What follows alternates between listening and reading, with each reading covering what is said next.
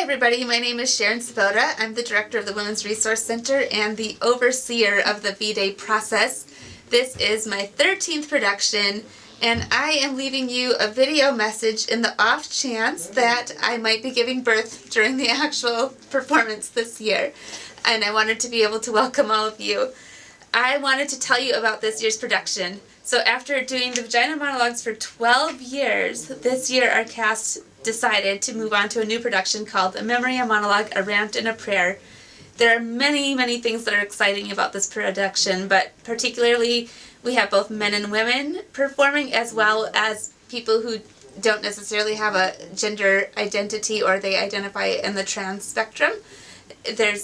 That is a really huge and important thing for us. Here in the Women's Resource Center, we're very committed to addressing gender-based violence from a holistic perspective, having both men and women at the table.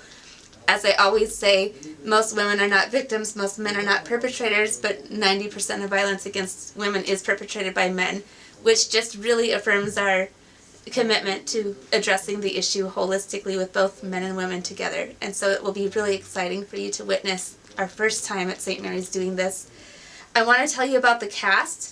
This amazing group of people has come together every day during Jan term and practiced 2 to 3 hours, in some cases longer. Some of them have gotten together for additional practices, but around 50 hours they've all put forward to performing and preparing for this presentation that you're going to see this evening.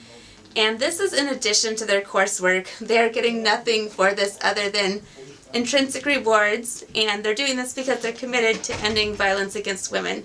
This was the first experience for many of them to act, and so I really would love it if you could all express your gratitude to all of them when you see them, because this has been a really huge undertaking and I think you'll see that it has paid off.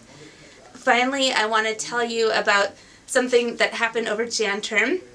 We had a bias incident happen in which a group of students had put on a great program called Bro Code, and it was a program that was looking at critical issues that affected masculinity and sometimes played out negatively towards women.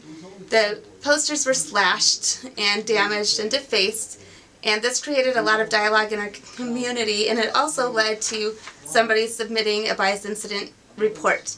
And I think that that's really important. That is a way that I think by whoever decided to do that to the posters, it showed some level of disrespect to the people putting on the program, but it also sent a message. It sent a message that they wanted to silence this conversation.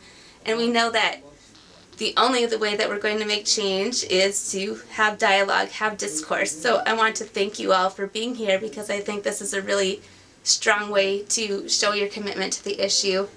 And finally, to close off, I just want to say that you're going to see a whole range of pieces this evening. Anything from child prostitution, childhood brides. You're going to see some men talking about their experiences witnessing violence against women in their families and in their communities and while traveling. You'll see people talking about sexual assault. There will be some funny pieces and a few entertainment interludes just to give you some space to breathe. But I'm hoping that if you're inspired or you're moved or you're angered or you're outraged, that you will decide to pay it forward. And it could be in any small way. It could be that you're going to challenge a sexist joke, that you're going to speak out when something doesn't seem right, or that you're going to create a safe space for friends to come and talk to you if something's going on for them. So with all of that said, I just want to say thank you so much for being here and enjoy the show.